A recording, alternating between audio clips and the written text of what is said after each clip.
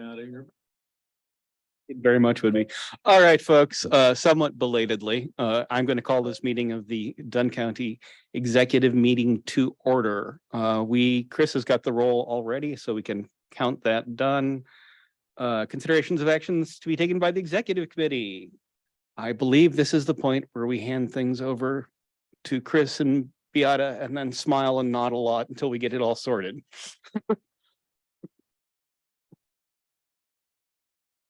I may be a little punchy. A little. At least you're late. You should see me when I'm a lot punchy. I used to do improv humor. We don't want to get that started. Wow. That's breakfast drink around. And this is where I turned my microphone off.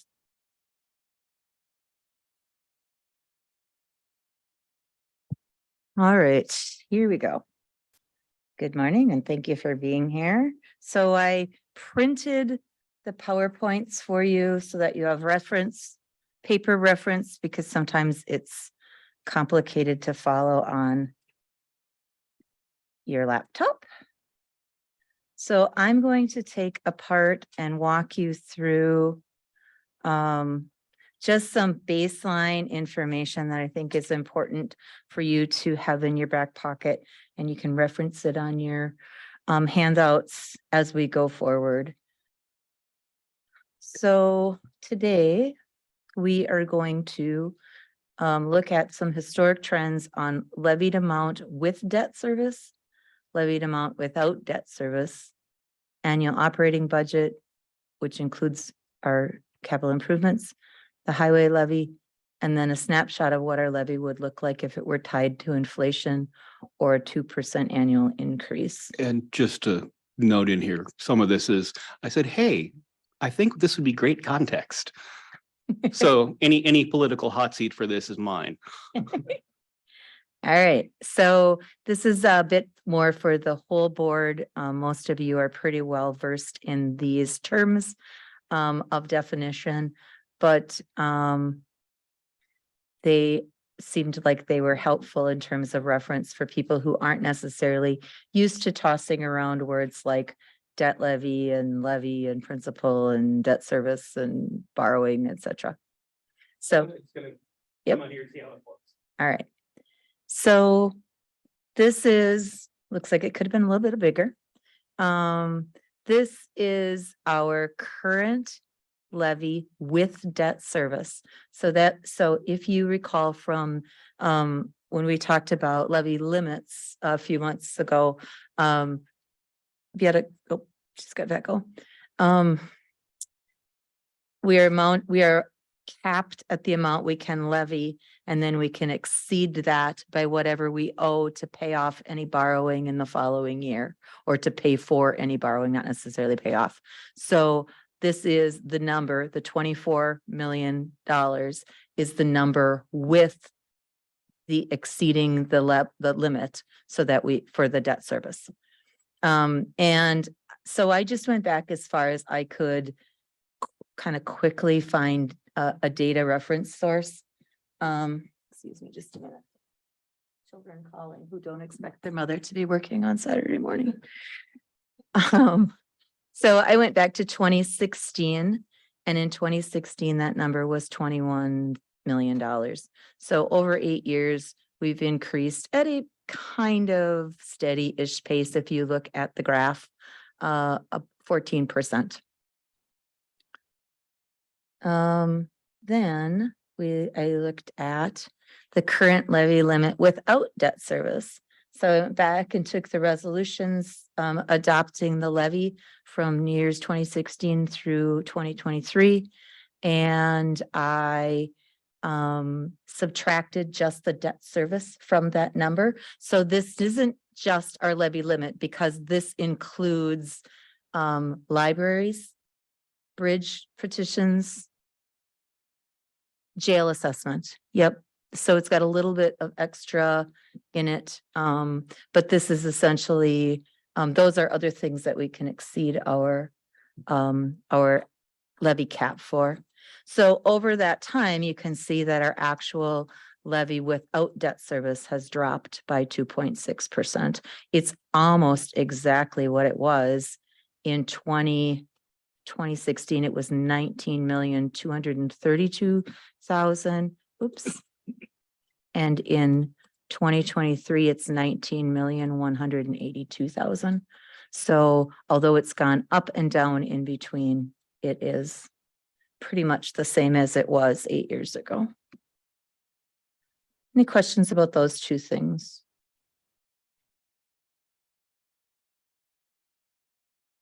All right, this is our total operating budget, which includes CIP and all of our enterprise work. And this shows you that over the time from 2016 to 2023, that has grown 22%. Or I just averaged it out at 2.75% a year. You can see that it went up and down a little bit as well, with 19 being a little bit higher and 19 and 20, and then kind of moving up again. So that has grown a bit. Then I thought this was just a really interesting slide, and it really reaffirms what we've talked about many times about the current levy that is in the highway department. So in 2016, there was $6.8 million of levy in the highway department. And 8 years later, we're at $3.7 million. So it's a 45% decrease in highway in levied money that went to the highway, which obviously got absorbed in other things. It's not like our levy dropped, but we've moved that much money out of the highway department. And then this is just a little comparison. Really, the bottom line numbers are kind of what you want to pay attention to. So I took our levy without debt, which again, these numbers are they're a little wiggly, only because that includes the library service. I could have taken the time, but we were kind of scrambling. Beata and I were here kind of later yesterday evening trying to wrap all of this up. So at some point in time, you just give up and go with what you've got. But so we currently have this $19.1 million of levy without debt. If levy had started in 2016 at the $19.32 million or $23 million, and it had gone up by the consumer price index or inflation, it would now be at $20,716,000. So it would be about $1.6 million higher than it currently is. Had it gone up by just the 2% that was originally in the levy caps, which is why I picked that number, it would be $3 million more than it currently is. So, and that's just in the last 8 years. That doesn't account for what it would have risen between the years of 2011 when it ended and 2016 when this picks up. But I say that just to say, I think, one should stay away from social media comments. I'm just saying that. Although this week it did serve us a little well, because this week the city got blamed for the wheel tax, or the registration, what do they call it? Vehicle registration fee. Why the city wasn't using it to fix the potholes. So I think we should ask the city that.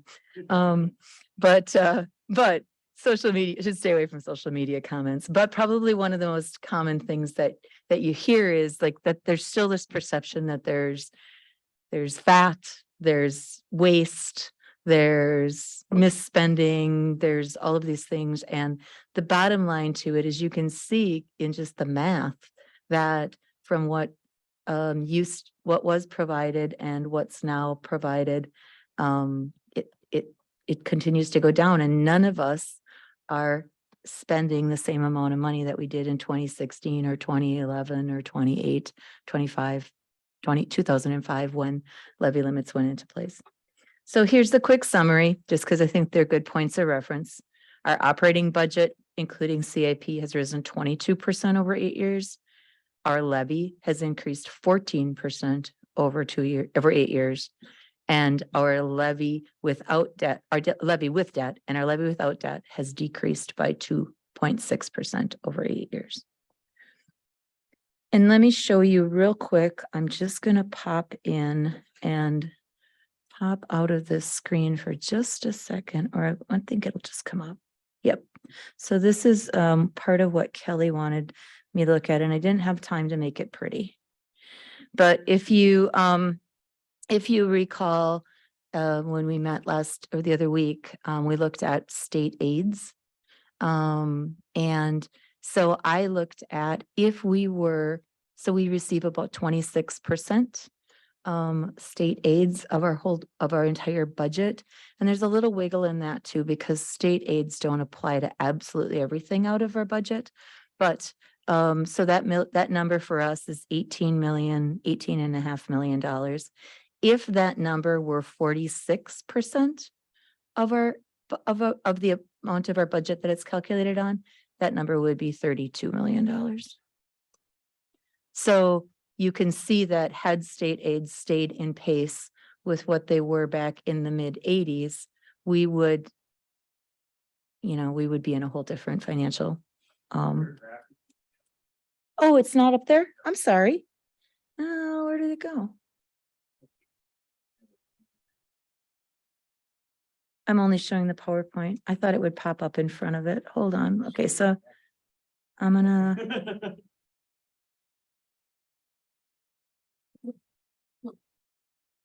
Oh, I know what I have to do.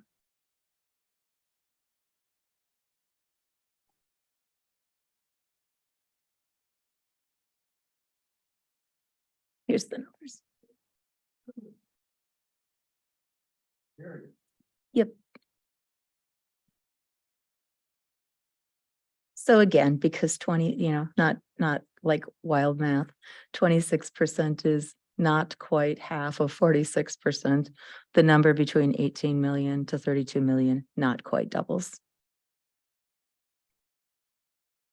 So in regards to the conversations on the state level about state aids and shared revenue and all of those sorts of pieces, you can see where over a period of, again, I believe that the tracking of that started in 1987 at the 46%. You can see where over time it's eroded the county allocations from the state. Yeah, this is one of those that I really wanted to take a look at because we don't so much have a county funding issue as we have a state stopped funding counties issue. It was an alarming number, actually. Yeah. Um, Gary. Just a factoid here, Colfax School District had a referendum a number of years ago for $7 or $9 million. And 1/3 of that was to replace the money that we should have gotten from the state over the years, in aids. So our school districts are suffering the same as we are. And I'd like to just, and I think it's obvious, but we've already started to cannibalize ourselves by deciding where we spend money. Now, we went from 6 million to whatever we are in the highway. We've decided to spend that elsewhere. And so I don't see an answer. Yeah, but the main reason I wanted, and everybody in this room knows this, but the main reason I wanted to take a look at this at the county board supervisor level was we get a lot of comments about being, irresponsible. We need to do less with more. Sorry, more with less. We're doing a lot more with a lot less already. And we just need to figure out how to cope with that. Okay, we're going to change tracks just a little bit. And I've spoken with some of you that I have had an opportunity to see in the last few days in person. But I have not had a chance to speak with everybody. So we're going to talk a little bit about short-term borrowing. Perhaps this is a review for some of you. But I think it's a different concept than Dunn County has necessarily used in the past. So the way that we identify our CIP expenses is we say to the department heads, tell us what you need in terms of long-term, like building big things, big stuff that you're gonna build, or remodel or whatever. And then tell us about equipment purchases that you need over $10 million, or yeah, $10,000. And so things end up on our CIP list that, and you'll see that when we get to that point, that aren't necessarily, they're not big expenses and they're not long-term borrowing warranted. And so the one that you all have probably been a part of over a number of years of talking about our squad car replacement. This year, you'll see when we get to the CIP, it's, I don't remember how many squads it's replacing, 3, 4, 5, for $310,000. Well, long-term borrowing, those squads will be long gone before they're paid for. So those are the type of thing that when I say don't warrant long-term borrowing, that's what we're talking about.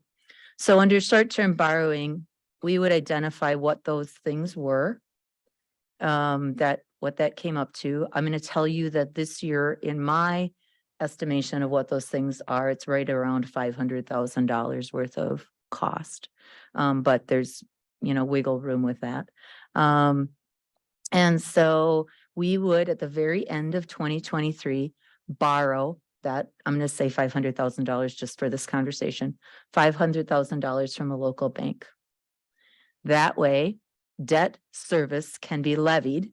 We can exceed our levy cap by the amount we're going to pay off in 2024. We can exceed our levy cap by whatever other debt service we have, and that $500,000. And then that amount would be levied with the intention that it would be recollected or collected in taxes in 2024. In the first few days of 2024, then we would turn around and pay off that money. We are in a solid financial position, so we will be able to have, say, $500,000 to pay it off. And then the fund would be replenished as levy came in. So the amount borrowed would be levied and paid for in 2024. And so your question might be, well, what is that going to cost the taxpayer? So these are little numbers, but you can just look at the two red circled amounts show you what the current county debt taxes are on $150,000 home for $191.74. And with $500,000 of short-term borrowing, they would go to $210,065 for 2024. So it's about $18.91, just under $19. So the two, there's probably two or more. You may well identify other risks to short-term borrowing, but the short-term borrowing in the sense risks or consequences are increased taxes, in this case, $19-ish on $150,000 assessment. And the other is that if you're not careful, we could easily become dependent on short-term borrowing. It's not necessarily a bad thing. You just want to know that you go into it with your eyes wide open, so that if next year we decide to borrow $310,000 to buy some more squad cars on short-term borrowing, the tax bill isn't going to come down as much, or wouldn't come down for the taxpayers. But you can see how, you all know, as you've been involved, how 5 years and 10 years from now, we'd quickly forget that we didn't used to not short-term borrow. So it's just a caution, because I think it's important to consider in making a decision about that. I think that's all that I have. Supervisor Rogers. I think to just step back to something that you said, when I first got on the board, I as well thought that there was just way too much fat and we needed to do a better job. As I've become educated, I realized that there's not just a lot of fat. It's really hard to balance the budget. And I think as we educate everybody on the board, some of the people that are kind of in that position I was at 6 years ago that think that we just have too much fat that we need to just cut. The education part and what you're doing and what you're bringing forward really helps to explain that we're not wasting money, we're being frugal. and we just don't have the money. And to the short-term borrowing, if it's goes through and we do short-term borrowing 1 year, the next year, if we do that same short-term borrowing, our taxes aren't going up, they're maintaining. Just a thought for the future if it becomes a habit. And I wanted to throw a data point because we talked about cost of inflation. Some of our fixed costs are actually going up a lot faster than that. I had Dustin look into the cost of pavement, which is one of our big fixed costs, and it's gone up since 2000 about what 2.6 times, 260%, about that. So much faster than inflation. And we ran out of time for me to finish pulling this information, but I did want to show you a comparison of the tax rates over time and just the amount of taxes that someone would pay on again, that $150,000 home or whatever. And as a general rule, people are paying less taxes than they were 10 years ago. So kind of the conversation that's often had about we just keep having to pay more taxes isn't necessarily true of the property taxpayers in the county based on the county's portion of the tax bill. That doesn't include what the school districts or the tech colleges contribute to that, and the city, those sorts, like being in the city, those things contribute to that. But so any other questions? So when we talk about increasing the in this particular case, looking at this slide, when we talk about moving the debt on the taxes on $150,000 value from $191,000 to $210,000, that's only the county's portion of the bill. If the municipality or the school districts or go up, CBTC or the tech college goes up, that might increase the overall tax bill. In this past year, honestly, those entities went down and we went up a bit. So, but it still resulted in a net less taxes for most people. So over the last 10 years, the counties has gone down. Yes. We could probably see that 3 or 4 times and keep repeating that. Thank I you. wanted to illustrate it, and maybe I will coming forward. We just didn't have enough time for me to kind of pull it together in a reasonable form, but that is true. I'll see if I can, if we have a little bit of time in between, I'll at least be able to pull it out in a raw data form. Yeah, at least 3 or 4 times, definitely. Any other questions? Otherwise, I'm going to turn it over to Beata. Supervisor Morehouse. Oh, I just am going to make a comment.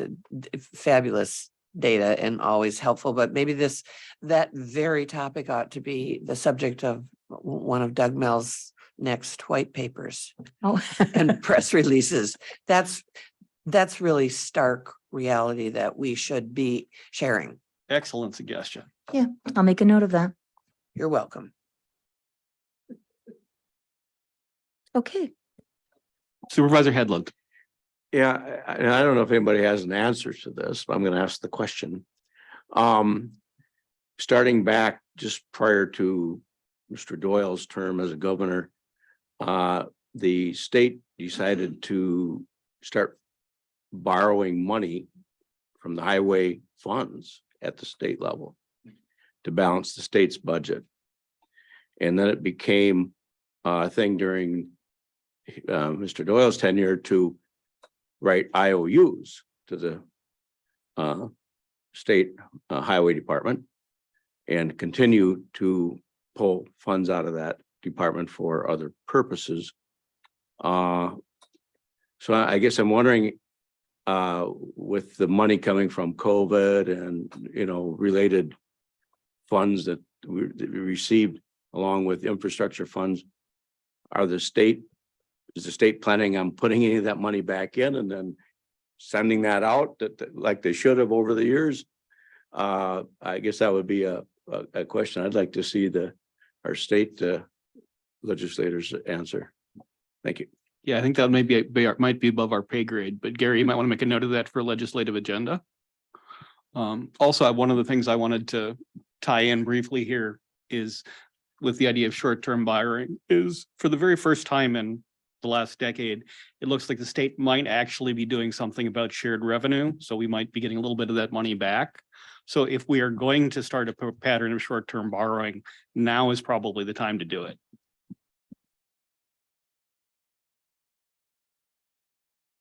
Anything else? All right. Yeah. Yep, give me 2 minutes. Mr. Chair, can I ask? Oh, absolutely, Supervisor Kinnear. Sorry, I didn't see you. No, while they're getting ready, you said now is the time to borrow because of what the state might do. Could you explain that? Well, so here's my thinking on that. If the state is about to reallocate funds towards the counties, then if we do get into a pattern of short-term borrowing, Chris was talking about the potential for that becoming a habit. If we do it for 1 year and the state actually starts kicking in at the level we were expecting, we would then not have to do it again. And we would not have written that extra debt into our long-term debt service. Thank you, sir.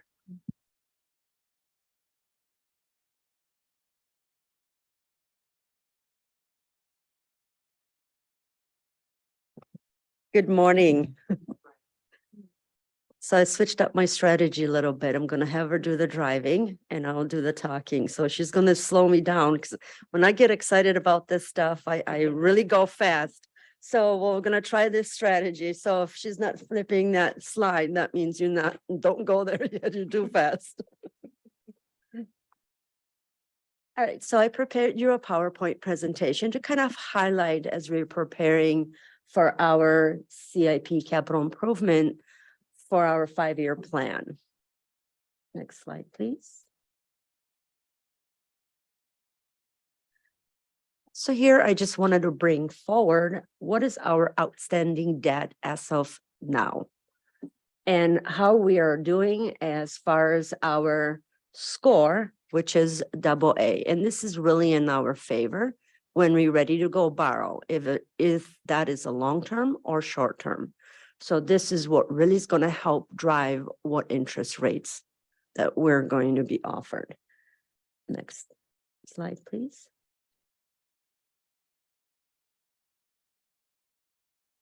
Oh, I'm sorry. That's okay.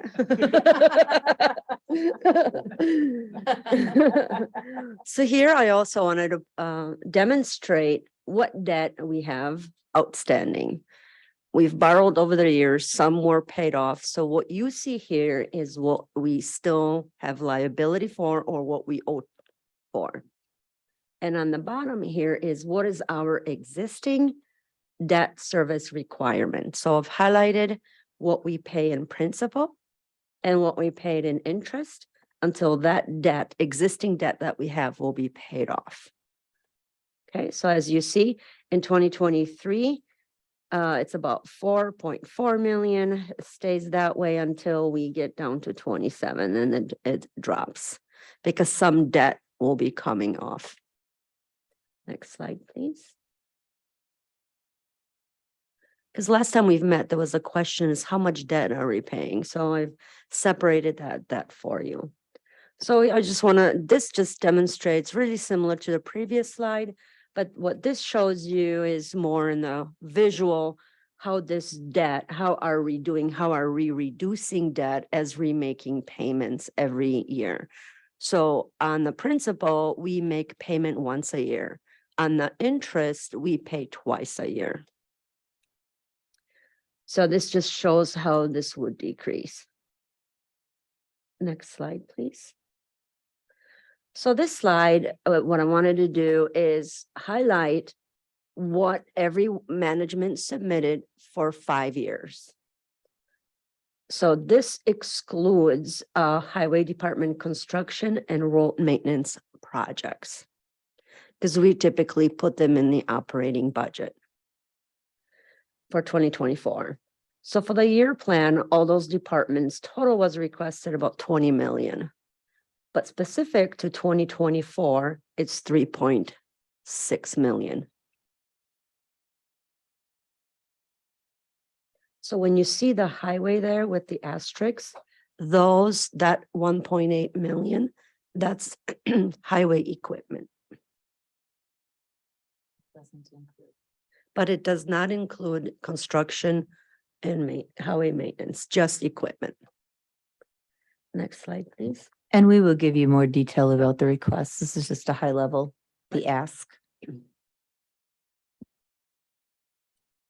So this slide, what I wanted to also demonstrate is what would our new debt look like under the assumption if we were to borrow 3 million every year.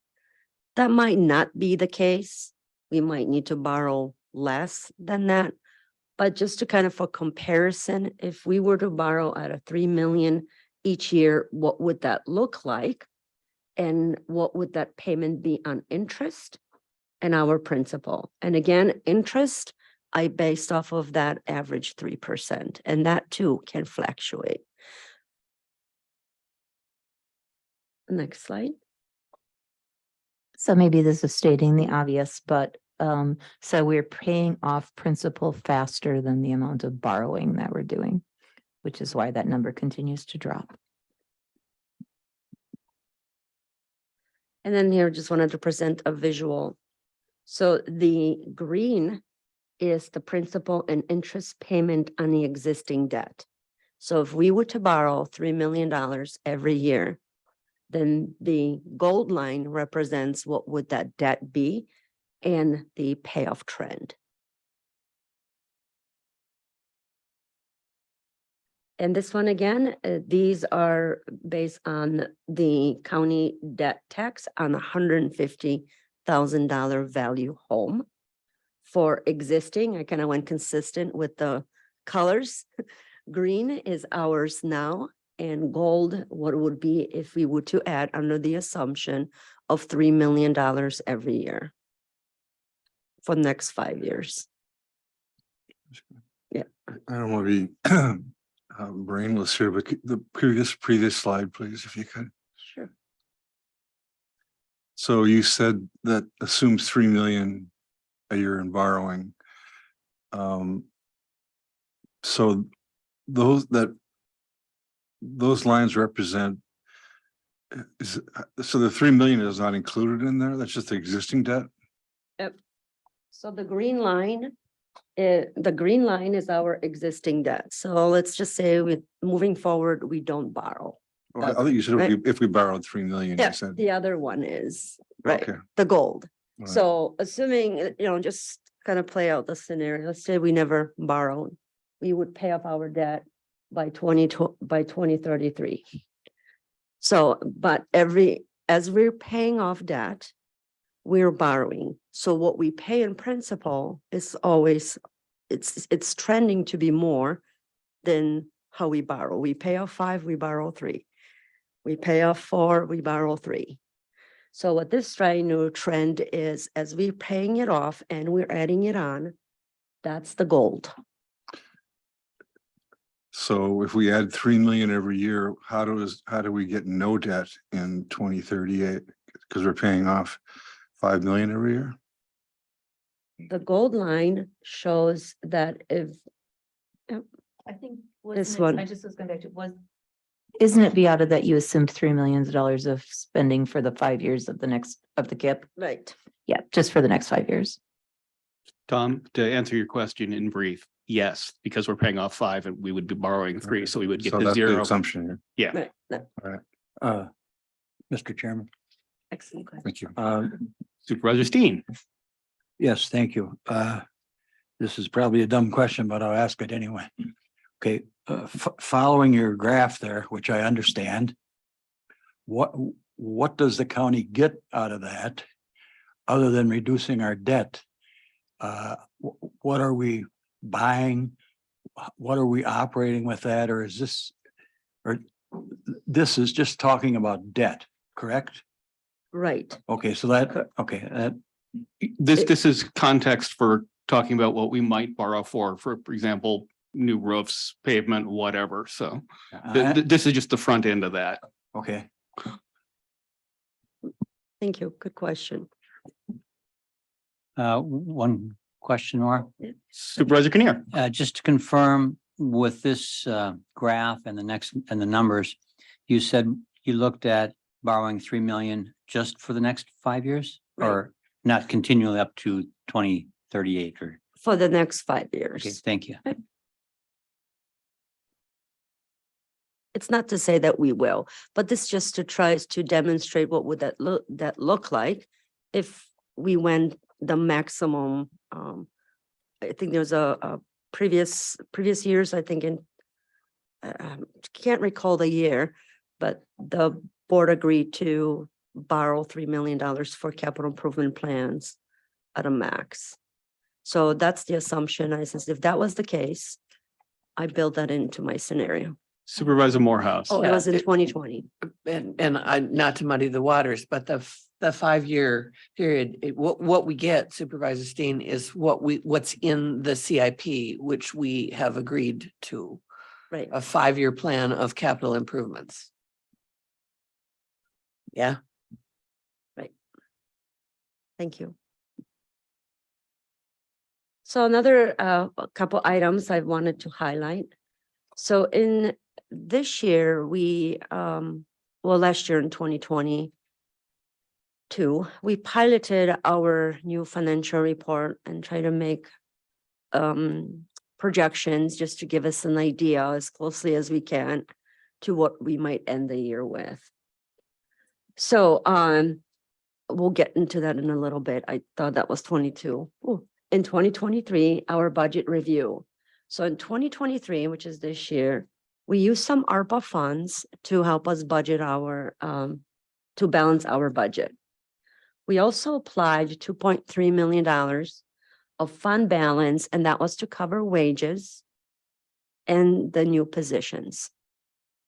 And there was 173,000 out of fund balance that was applied to IT, land, information, modernization, and equipment purchases. And I think that's this 173, it's an obligation county has. And I know Dennis here, he can speak to that, but that's our portion. It's and that money's set aside, right? It's on fund. Yes, it's in its own fund. Right. But that's what we've applied when we balance our 2023 budget. Next slide, please. So also I wanted to kind of show you how we are doing in our fund balance from 2017 to 21.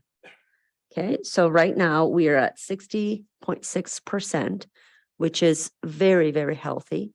The recommended is 25 to 33. So that means we have enough money to cover us for the next 6 months. I should rephrase this. What that minimum requirement is, it's saying, do you have enough set aside to pay your operations for the 6 months? If you had no money coming in. Okay, so they're recommending that we have about 25 to 33. And we're at 60, which is great. It's very healthy. And that too helps us with our rating.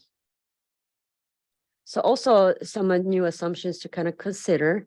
Here is assuming that we're going to have no new position requests or changes in health insurance and a potential 3.5 increase in wages. And that is for our 2024 budget.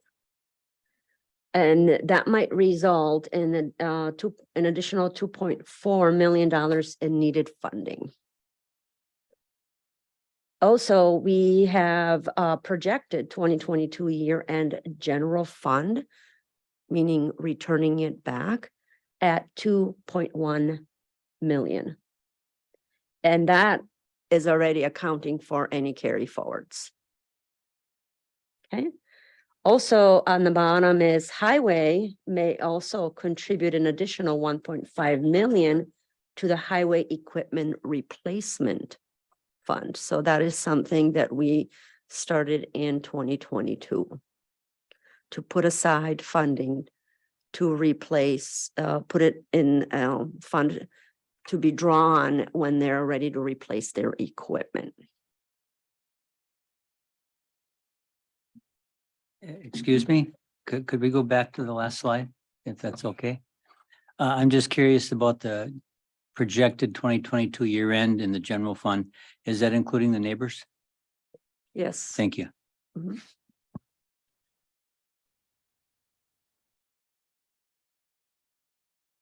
You know, I don't want to go in too much detail to confuse you further. But this 2.17 million, this is what's the general fund. Because what this does not include is any funding that was left over that goes to assigned. Assigned would be like transit and commission. Assigned would be jail assessment. There is funds left. So approximately $6.5 million is what we anticipate to be in black. But this portion is what goes to the general that can be spent as the county board chooses. There are, I said, there's health insurance fund that goes back, and that's workers' comp. Those are assigned funds that we cannot necessarily draw money on to help us balance our operating budget for other purposes other than the health insurance and workers' comp. So for instance, in 2022, part of the funding for the subscription service for Reform Medicine that we added as a piece of managing our health insurance costs, we agreed to, well, you all agreed to move $1 million from our workers' comp fund, which was very healthy, to our health insurance fund. As it turns out, we only needed $50,000 of that. So when Beata talks about $6.5 million, that's sort of left over from last year, that includes, we didn't move $1 million. We didn't spend that money. We spent 50,000 of it.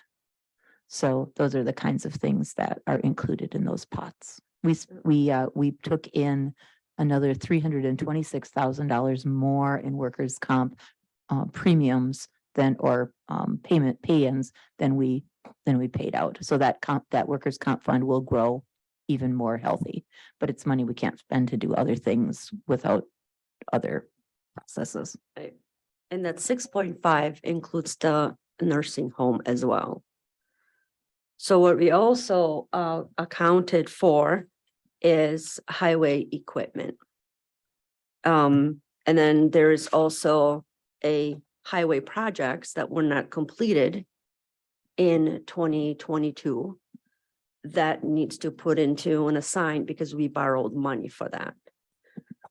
So, but I've already excluded those. So what's left is that $2.2 million, if I round it, to be use it as the county sees fit. Another question? No, okay. And a couple other items to consider, and that's some of it that's unknown, but we wanted to bring forward. So projects for highway may need additional funding in 2024 as we build the operating budget. So that's highway constructions and highway maintenance. Also, if the 2024 highway projects require borrowing, then we will amend the CIP for that 2024. And that's because there's only certain things that you can borrow money for. And so we would have to identify if we get to the fall and we needed to borrow money for highway projects, we would then have to identify those as part of our KIP plan in order to be on board with borrowing money for them. But we really literally have no idea at this point in time. I mean, we ran some rough numbers yesterday that I will not say out loud because because we just don't know. There's Same a thing lot with of the, variables. same thing with salary increases and stuff. Until we know what revenues look like, we're in a biennial budget year, and so our revenue picture will change mid-year when a new budget is adopted on the state level. There's just so many moving pieces that it's impossible to do much prediction for the fall yet. But just so that you keep in mind, as we talk about borrowing or not borrowing or whatever, that it might not be the end of what's needed in this process. Just so you've got that in the back of your mind. One other thing to note in the back of your mind is we had authorized $1 million in borrowing in the budget process, and we had at that time felt we would probably not need to borrow it, and that still looks like the case. So that $1 million in the back of your head that we're planning on borrowing with the general budget, there's a really good chance that we will not be doing that. No borrowing this year. All right, I think that's the end of that part. Any other questions for me? Thank you very much. Thank you. Okay, now where do you want to go? What are you gonna do next? The list of CIP projects? This is all your Yes. show. Oh, this is mine? Yeah. Okay. All right, well, I was gonna go sit down. Oh, no.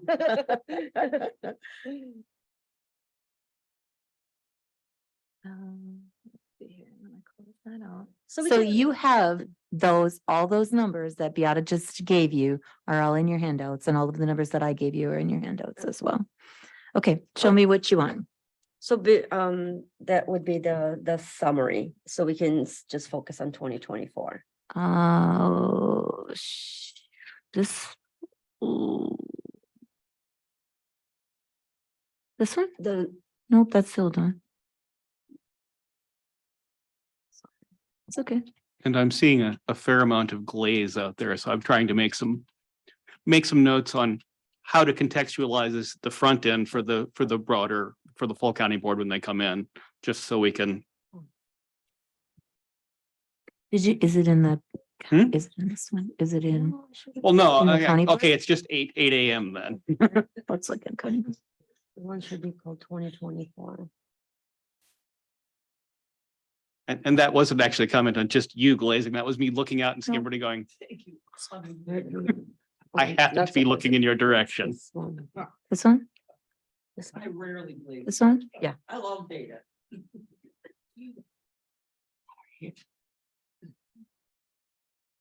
No, Uh, let's see. Why don't we take a quick 5-minute recess while we sort out what we're yes, getting that to would be next? great. Thank you.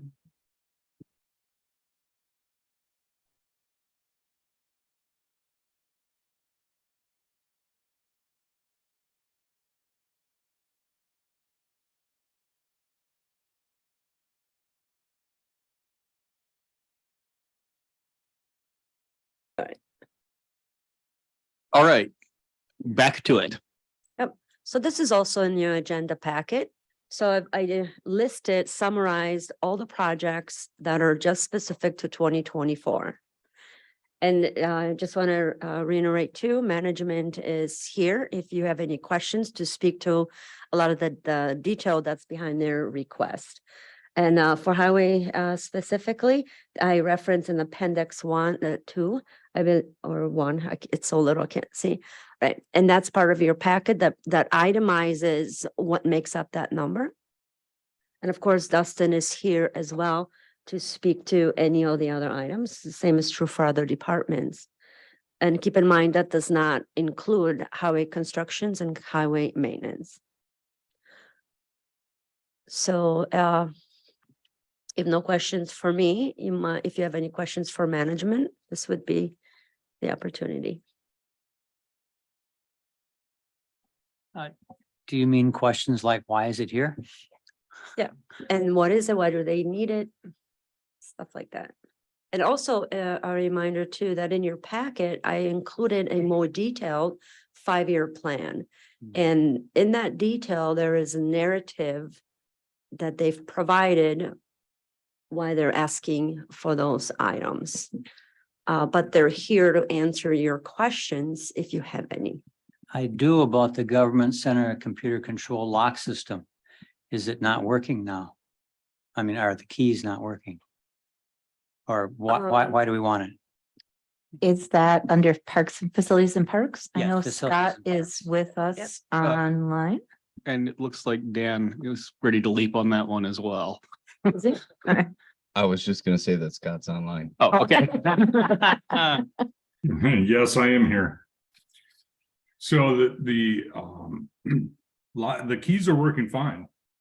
What we're looking at is getting into a computer controlled lock system that is operated online. I would be able to control the government center doors that are locked and unlocked daily. Those would do that. I wouldn't have staff that would have to do that. Also, along with this, staff would use their county badge to enter the building on the outside entrance doors that are staff entrances, which would log in who is coming into the building, what time they're coming into the building. I could set up restrictions on those badges as to what areas, which doors they can access, which ones they can get through, much like the keypad system is now. Right now, if a department decides that they want to change their 4-digit keypad code for any of the entrance doors, I have to physically go to each one of the keypads and delete the 4-digit code that is in there currently, and then put in the new one, save that into each one of the keypads that code should be in, to give those people access to those areas. Going along with that, this was put in for the government center. We've expanded upon that also, that with court security, the sheriff's department and the courts, they're very interested in having something like that for the judicial center, which has a lot less doors that would be affected by this, but outside entrance doors, so that staff could enter with their badges.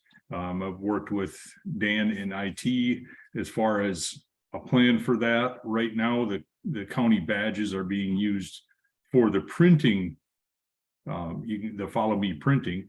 So we could have a dual card that the staff could use the card for their printing and also entering into the buildings. This would be an update in security is a big thing, instead of having the keys. And then as people leave, either terminated or resign, you could just go online, go into this computer software, delete their badge out of there. It would take them right out of any access to the building. And as well as when someone comes new, you can give them accesses to areas that they need. Just a update in this security is a big thing. You do away with keys. People don't lose their keys this way. You know, at the time being, right now, looking at doing entrance doors, outside entrance doors, staff would still have to have keys for interior doors, but your outside entrance doors would be a lot more secure. Does that make sense? Yeah, thank you. I can't remember, was this a moderate priority? I remember looking, but I can't remember what you placed it. I don't recall what I put that down as. I know that this was looked at in the past, with Mr. Miller as county manager. It was one of the things when we first moved into the government center. It was a big thing to get computer controlled keypads. And we were advised to go away from the keypads, which is much better with the badges. But it was looked at once before, and then it was taken out because of it wasn't a higher priority, and the budget wasn't there for it. Okay, thank you, Scott. Now, something more complicated, does that also mean more difficult to keep up and repair? I would say no.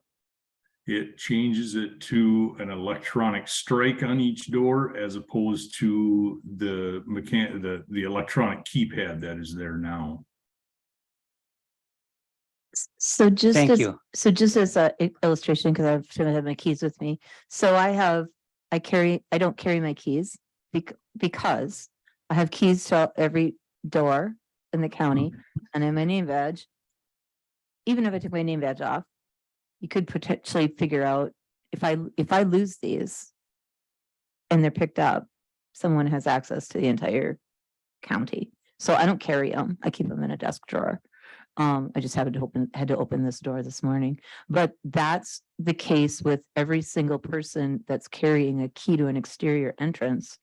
That if they lose their keys and there's any identification to those keys, we've had to just cross our fingers that nothing would come out of that, because otherwise it means replacing every single key core at this point in time, whenever anybody, and with 500 people lose their keys.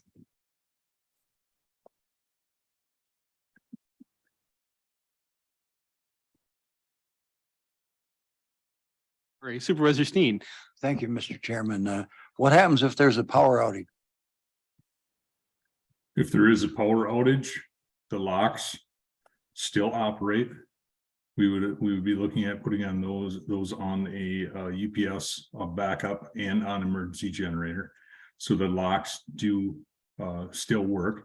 The locks still will, even without that, the locks still fail locked, so the doors stay locked. And that is local to the door, so the reader still will work so that people can get in. Thank you. Yep. Supervisor Kinnear. And as long as you're still in facilities and parks, the demolition for the two buildings, Yes. is there a danger or liability, or does it need to be done now? Or please explain it a little bit. So the buildings that are there, they're standing right now. I had the asbestos abatement done in preparation for demolition. As the buildings stand, they're deteriorating. We're not using the boiler room part in the I guess it's the Carpenter Electrical Shop building. We did have some storage in there, but that one, the roof is deteriorating and some leaks coming through there. So we took the stuff out of there, especially because we had the abatement done. What will happen eventually is the roofs are going to deteriorate enough with leakage and the building's going to start falling in. So I put this on as a need to get done, just a preventative thing to get it taken care of before the building falls in on itself. It's not something that needs to be done right away. It's something we should look at in the future sometime. That's why it's on capital improvements.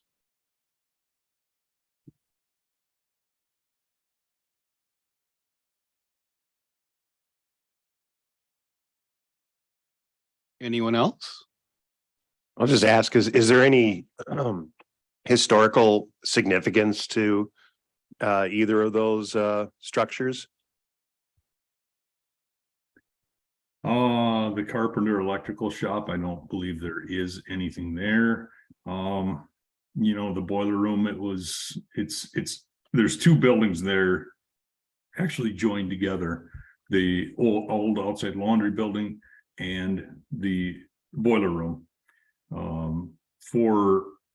I don't know of any historical significance other than being part of the county farm one day, you know.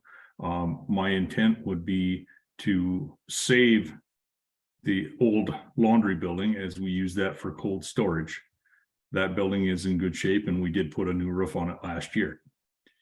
That one could be saved and we would take the boiler section off of that building. As far as historical significance, it's I would say just that it was once part of the county farm.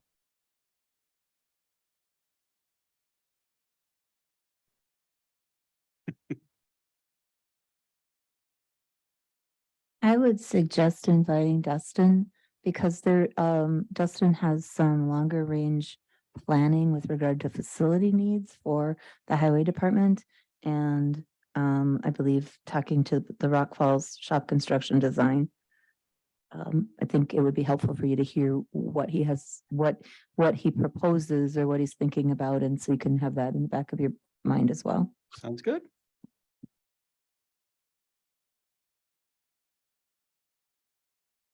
So I guess I'll give you a little background history. So the Rock Falls shop, which is obviously down in Rock Falls, houses two of our plow trucks during the winter months, as well as the summer months as well. It is a 72-year-old building that was built in 1951, has no running water or bathroom facilities. So our employees that utilize this facility utilize a porta potty outside. And we do have little tanks of water that are drinkable and stuff that we bring in from Culligan.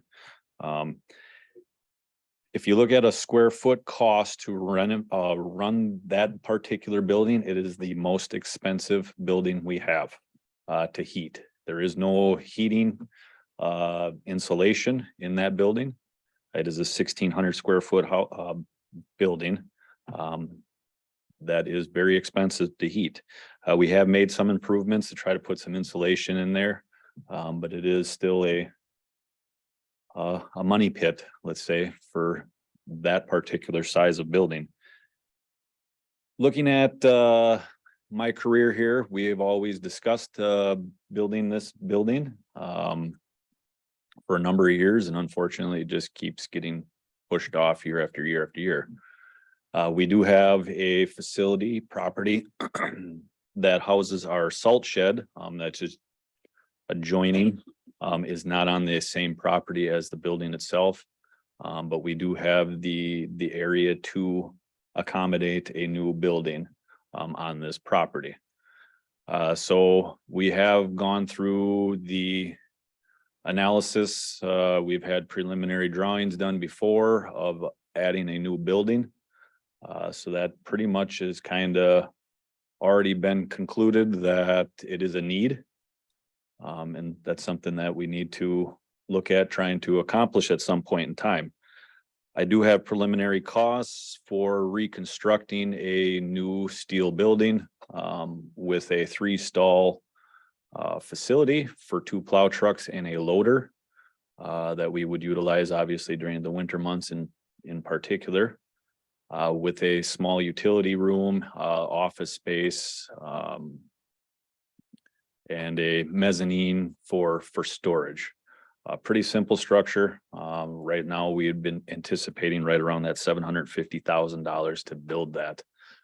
This is not a request in 2024 to start construction on the building. It would just be to start the design process of trying to get a building designed and looking at trying to accomplish that in years to come, like 25 or 26. But that's the Rock Falls shop. Obviously, if you look at the CIP requests for the Menominee shop, we do have a 40-year-old building that was built in 1983. It's a 43,000 square foot facility. We are outgrowing this facility. It is a small facility in today's standards. It was built to accommodate basically single axle trucks and small pickup trucks. We don't utilize those as much as we used to anymore. It's quad axles, loaders, graders, everything. As you can see, when you drive by our facility, a lot of our stuff is parked outside. A lot of the equipment sits outside: tractors, loaders, graders, plow trucks, and these particular pieces of equipment are not getting cheaper. A standard plow truck today is about $350,000. Basically, they sit outside. And unfortunately, we have to try to keep these pieces of equipment last as long as we can. We just don't have the amount of money to replace these trucks on every 5 years. They're more like 10, 15, 20 years before we get a lot of these trucks out of for replacement. So what the request is to build a 30,000 square foot facility, not necessarily attached to our building, but to have a separate building potentially that would house our equipment. It would be a heated facility as well as having an automatic wash bay that we could drive the plow trucks in or any type of equipment, automatically washes, similar to a quick trip car wash or a lot of the car washes that we utilize today, but just a lot bigger for bigger equipment. As well as a salt brine facility. We do have a brine facility currently in our shop itself, which takes space away from putting equipment in it. The intent for 2024 would be to at least start the process of coming up with an analysis, potential design to see if it is feasible, what size building we would need, what it would cost to get some preliminary numbers. The numbers that I have are from a local design architectural firm, basically just telling them what we'd be looking for, and these were numbers they provided.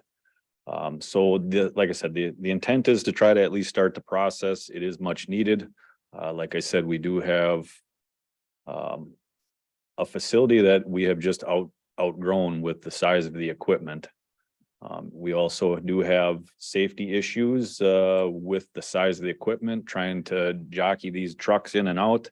A lot of times we do have multiple employees that will guide the plow truck driver out of his stall, just in the fear of hitting a truck behind you. It is very, very tight in there. I do have pictures, but obviously I'd welcome all of you to come to our facility and just see what's there. Like I said, there is some equipment that, yes, we may have excess equipment that we could dispose of. But currently we don't even have the space for our plow trucks. Gary? Yeah, Dustin, I got two questions. If your goal, as I take it, is to get all our equipment inside, is that correct? That is correct. By having them inside, then are we just gonna build a building that gives us that? Or are all of a sudden we're gonna make it into a shop? So the intent would be a storage area for the equipment, as well as incorporating a truck wash, as well as taking our equipment out of our current building for salt brining utilization. I guess, and if that's all it is, I can understand that, but having went through something similar in Colfax, we went from just having a building where we could get everything under the roof to all of a sudden now we need this, we need that. So you're not foreseeing making a shop out of it? No, it would just be storage facility. Okay. Thank you. Supervisor Rogers. I don't know if you'd looked at the other county shops. I'm sure you have. Polk County, out of the 5 or 6 that have built in the recently here, seems to be one of the more efficient buildings and more cost effective, with a lot less of the bells and whistles. I'd encourage you to at least review the Polk County Highway Shop in the process as a somewhat of a baseline as well. They had a nice facility, but probably out of the 6 that I was aware of, it was the most cost effective, I think. Yep. I can look into that. And I know Pepin County, they just built a new facility, and it's a lot larger than our facility even, so. Looks like it. Thanks, Dustin. Thank you.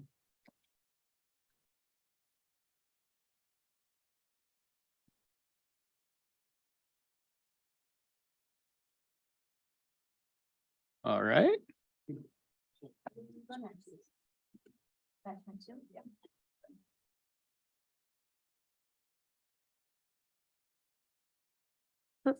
So the next document is going to be our 5-year plan.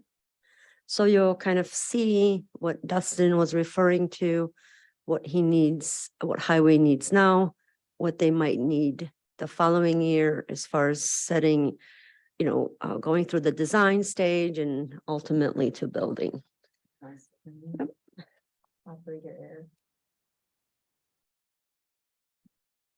There you go. So this is what management submitted for 5-year plan. And part of the requests, I asked them to kind of provide so we can demonstrate priority wise. If the board wanted to prioritize, I wanted them to provide some sort of an understanding, okay, is this a priority? Is this a moderate or is it high need for and stuff like that? And also if that's either replacement or purchase, and a lot of times could be a lease. So none of these are really lease related. So this would be purchasing it up front.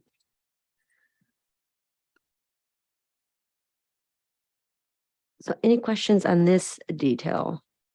I think the second page will have the highway is what Dustin was referring to.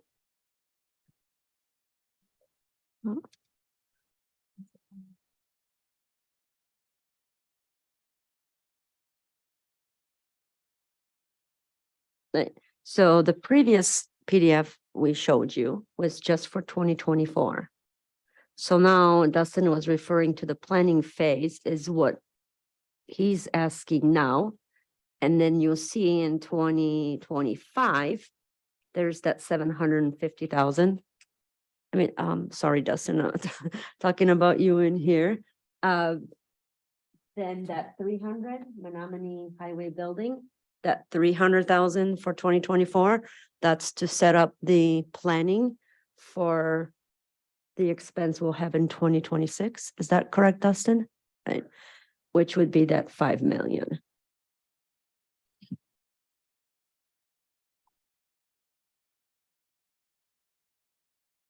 And also keep in mind that, when you see the highway equipment, we've already accounted for if there's any sale or trade-in. So this would be what will be our cost.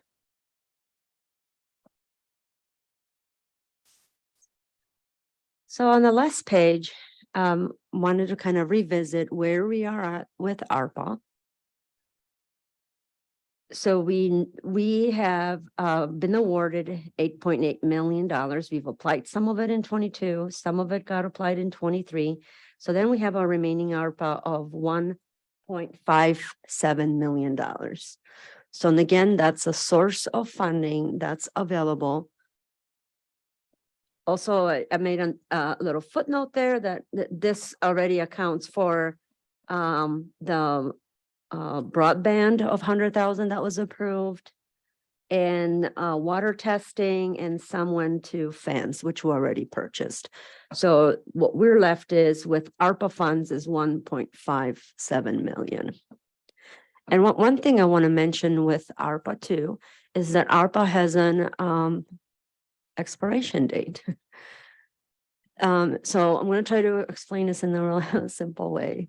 So ARPA, we need to, any incurred expenses, expend the item we've purchased or service been delivered, we need to pay them by December 31st of 2024.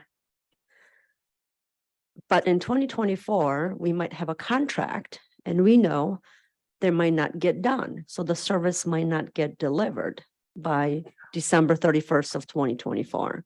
So what the U.S. Department of Treasury allows, the final rule is you have to have a contract in place, contractual commitment by December 31st of 2024.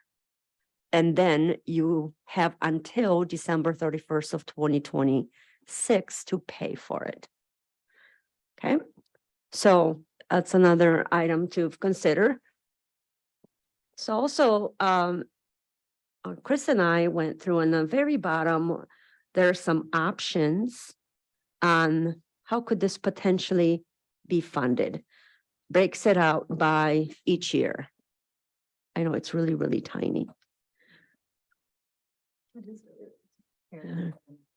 Yeah, we just want to focus on the very bottom, right? Because that's where.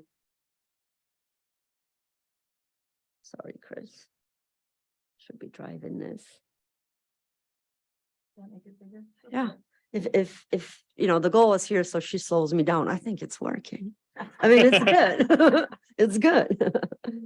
Okay, so, so Chris and I wanted to give some options as far as, how could that be? Oh, this doesn't even have, No, that's on that other one. This is just this year. Do you want me to go to that one? That's on, oh, yeah, okay, so we'll start here, I'm sorry.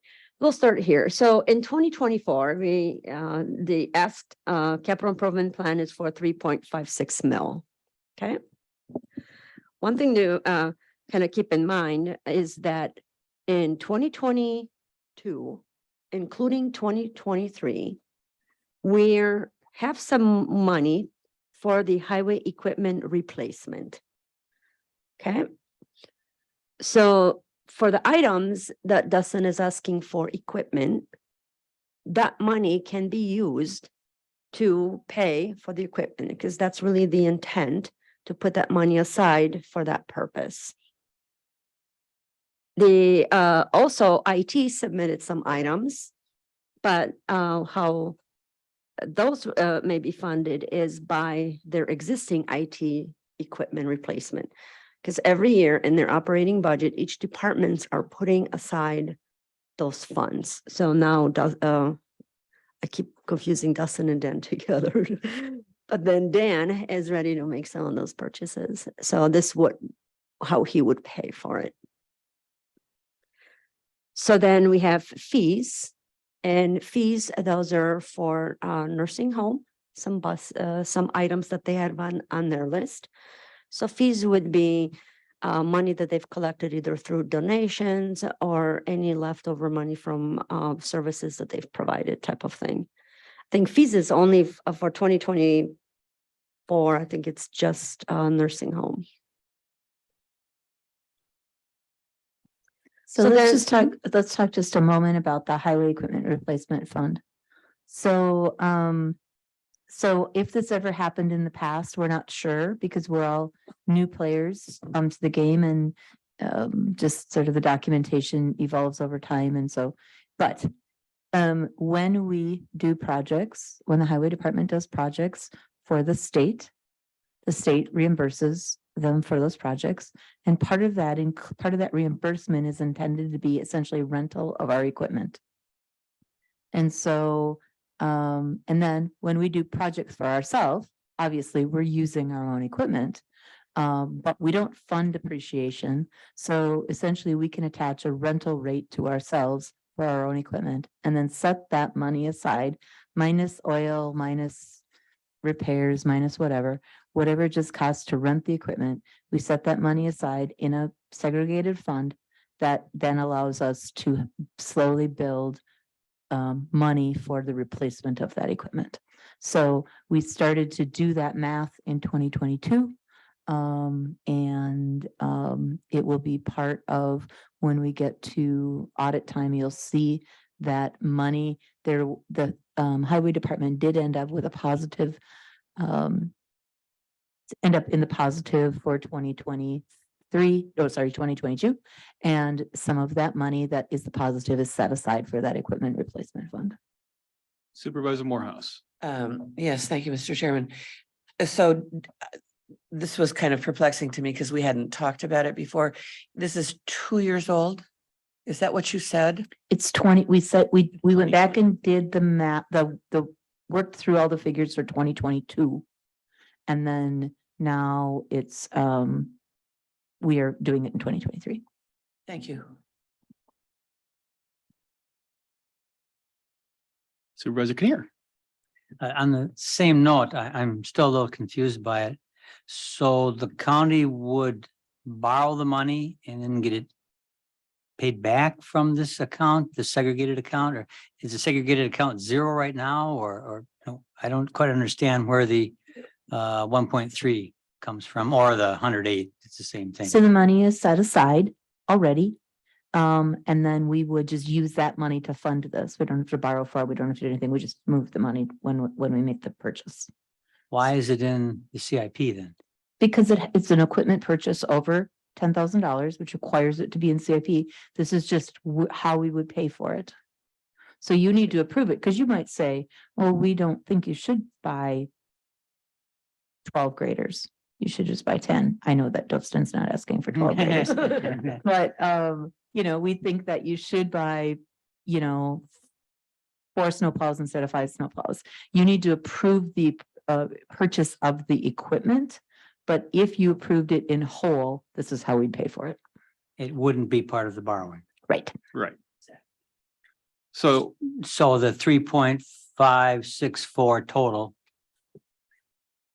We wouldn't need to borrow that much. We'd subtract off 1.39. Yep. And 108,000 and 105,000. yeah, so the CIP total is for essentially durable county infrastructure, whether that's expensive trucks or building or whatever.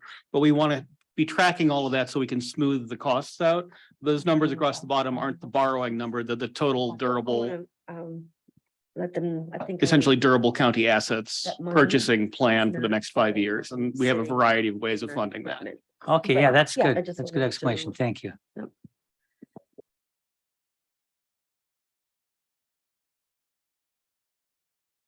But where do you want to go next? No, hold on. You guys ready? Okay. So one thing I want to kind of clear too. The money, when Dustin goes out and does the project, there's a cost, and part of that cost is labor, use of the equipment that we already have in the shop. So when that project is completed, part of it is, how can I say? Part of it is funded by levy. So I don't know if this helps to answer the other question. So what's sitting in this highway equipment replacement, it's not money that we borrowed. Okay, I just want to make clear that too, to avoid that confusion. So when we borrow money, it would be for the equipment that's going to do the work that's going to make us money. That's what's on here.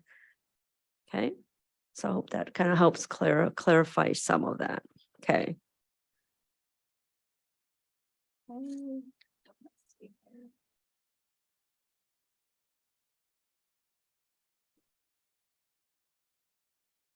I think that's the one that.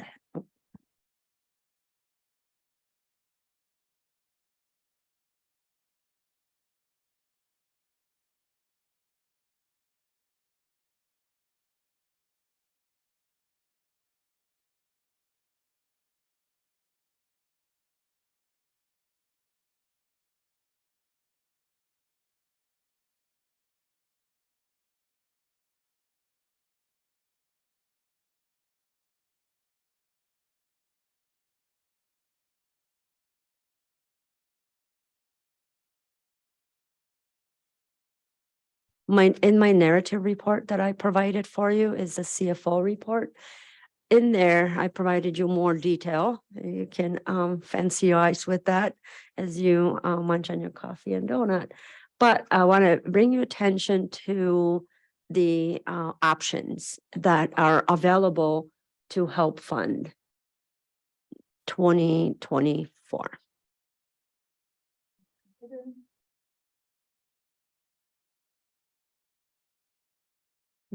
Provided a lot of exciting stuff for you guys to read. Oh, you can't see it.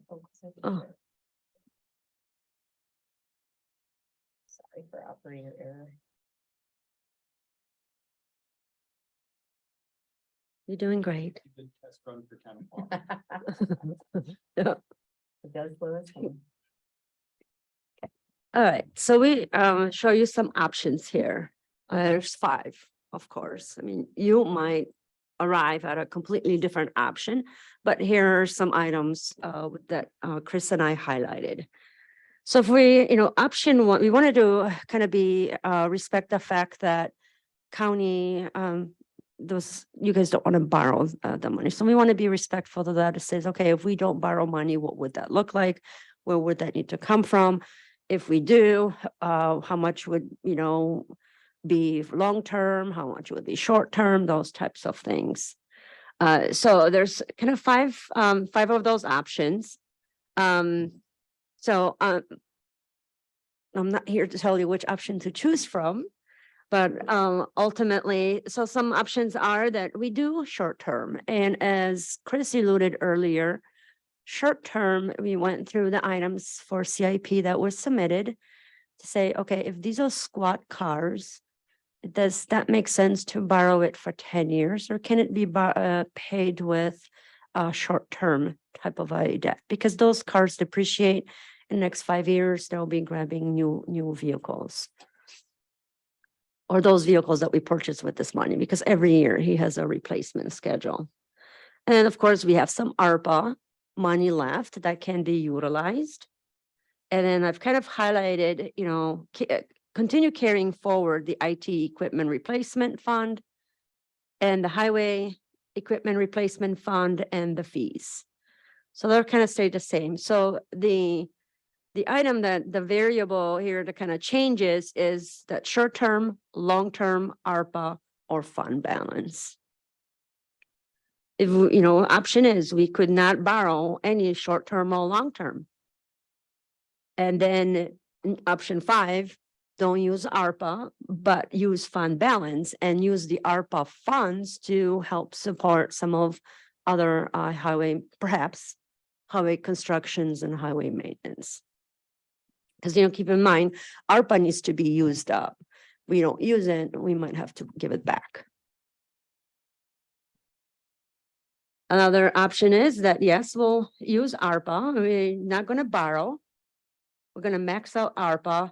And then what's remaining, 390, is use our fund balance that we have. And that will leave us with no debt, either short-term or long-term. Option 3 here is, we're not, here, the difference here is we either go to, or choices go to the fund balance or long-term debt. And number 2, it's just, okay, if not long-term, maybe short-term. And, option 1 is not touch fund balance, use ARPA elsewhere, and then borrow short-term and long-term. But also, keep in mind that when we're ready to do our operating budget, we might need to borrow for highway construction and maintenance. And that's the number that's kind of difficult to say what it will look like, but there is a potentially we might need to borrow for that. And also, as I alluded in the slide, that as we go into 2024 budget, if there is need to increase wages, or maybe the operating budget will increase, that also might be funded by fund balance. So for borrowing, it's kind of limited. We can't borrow for salaries and fringes. We can't borrow for operations. So when we go out there and we issue debt, then it's for CIP improved type of items. Okay, I'm going to jump in here, looking at the clock and putting my running the meeting chair hat on. The thing the exec committee needs to do is look at these 5 options, pick one to recommend to go forward to the full county board. We'll have the information available, but the thing on our list for voting for to get this meeting done is to look at those options and decide which one we as a committee would like to recommend. And I would just say, in simple terms, you have essentially 4 funding sources. 5. You could look at the CIP list and reduce it, which would reduce the amount of money. So you might say, well, we're not going to do that, or we're not going to recommend doing that or buying that this year. You can use fund balance. You can use ARPA, some or all. You can use short-term debt or long-term debt, or some combination of any of those. Supervisor Rogers. All right, I'll start it off if you want. I would probably lean more toward option 2, where we'd use up the ARPA in the short-term borrowing versus long-term borrowing. I'm not a big fan of our long-term borrowing and the idea of kicking it down the road where short-term will get it paid for right away. So just to clarify, is that purely a comment or do you want to make that a motion? Well. I guess maybe we want more discussion first. I certainly would make it a motion otherwise. Okay, I'll make it a motion. Great. Do I have a second? Supervisor Prochnow, seconds. Now further discussion. Supervisor Steen. Yeah, I guess my question is to the chair and also to the county manager. What option do you folks think is the best option? Okay, personally, I'm with Supervisor Rogers in this particular situation. I like option 2 for this year. Even though you're not elected county manager, Corporal, what is your thoughts? Here I am. I am probably a fan of 2 or 4.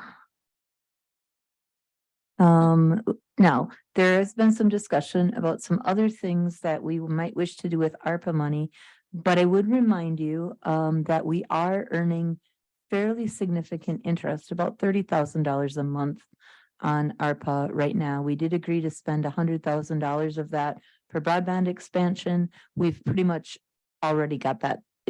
With this month, we will have that set aside. So from the interest of on the ARPA funds. So anticipated you'd have about $250,000 of ARPA interest through the end of the year. Thank you.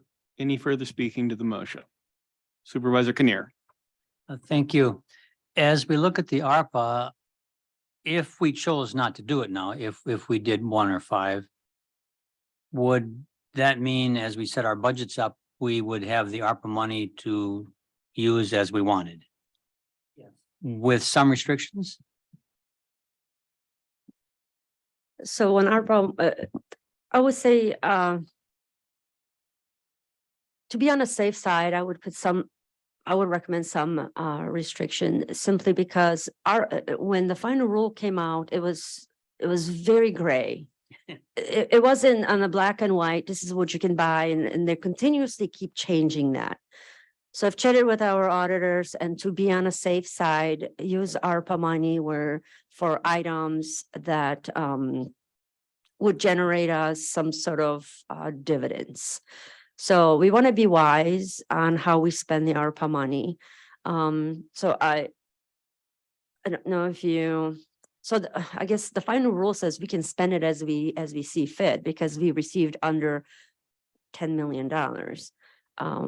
But we can then make that, well, the board will need to then make a decision. Are we going to spend it on wages? Are we going to spend it on operating budget? Or are we going to spend the ARPA that's going to kind of generate us some sort of a revenue? Are we going to invest the ARPA money in something that's going to generate revenue, which is equipment or highway maintenance, those types of things? Okay, thank you. And Chris, you were talking about the interest earned of 30,000 a month.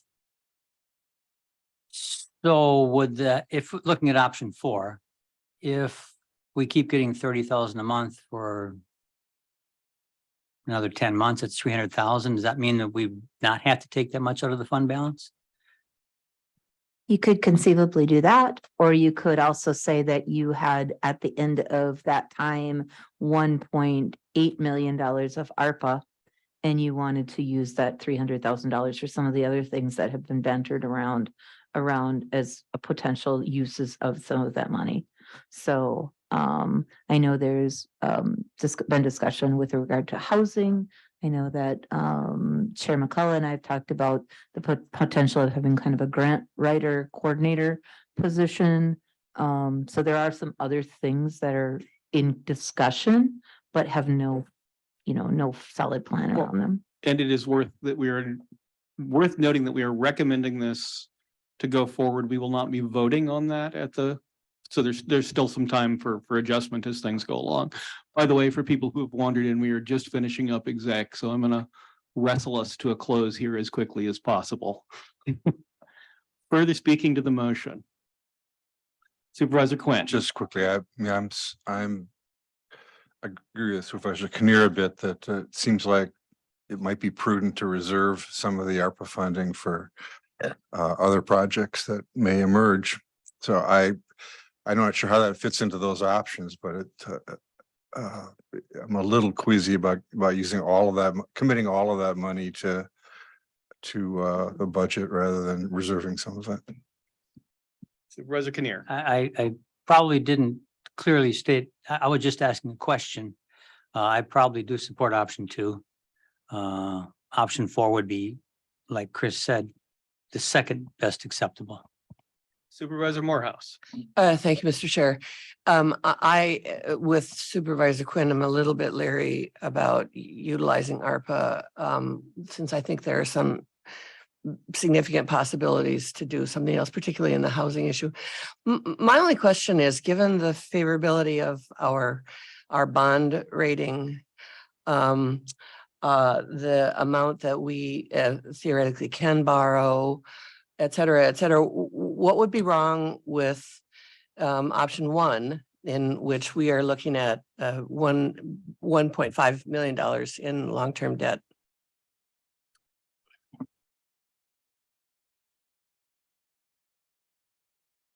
Further discussion? Supervisor Rogers. Just a quick reminder, we can earn interest on our general fund as well as on ARPA money. And if we don't spend the ARPA money and lose it, I would feel concerned that we missed our opportunity to use the money that was given to us. Anyone else? And we are earning money on our general fund. So for instance, I had just asked Sophia for the statement, the February statement from our on our $6 million that are invested with one of the investment groups. That money is at like 6.15 or whatever. So it's about $150,000 of interest that are sitting in that account. And then obviously that's compound, so it's going to keep growing.